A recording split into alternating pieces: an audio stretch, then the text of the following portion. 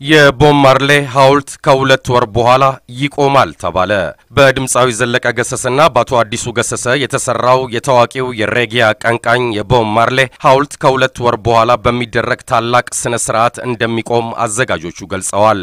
ድምጻዊ ዘለቀ ገሰሰ ለአዲስ አድማስ እንደተናገረው ሐውልቱ ቀደም ሲል የአዲስ አበባ ከተማ ከንቲባ በነበሩት አቶ አርከበ ዕቁባይ በተሰየመውና ገርጂ ኢምፔሪያል ሆቴል ፊት ለፊት በሚገኘው የቦብ ማርሌ አደባባይ ላይ ለማቆም ዝግጅቱ ተጠናቋል። ሚያዝያ 11 ቀን 2007 ዓ.ም የዳግማይ ትንሳኤ ዕለት በሚደረገው ታላቅ ኮንሰርትና የሐውልት ማቆም ስነ ስርዓት ላይ ሪታ ማርሌን ጨምሮ የቦብ ማርሌ ሁለት ልጆች እንደሚገኙና ልጆቹ በኮንሰርቱ ላይ እንደሚዘፍኑ ተገልጿል። ቀደም ሲል ሐውልቱ በሚከበረው የቦብ ማርሌ የልደት በዓል ወቅት እንዲቆም ታስቦ የነበረ መሆኑን የተናገረው ድምጻዊ ዘለቀ ገሰሰ የቦብ 70ኛ ዓመት የልደት በዓል በጃማይካ ኪንግስተን ከተማ እንደሚከበር በመወሰኑና የቦብ ቤተሰቦችም ለበዓሉ ወደ ስፍራው በማምራታቸው ፕሮግራሙ ተሰርዞ ለዳግማይ ትንሳኤ እንዲካሄድ መወሰኑን አስታውቋል።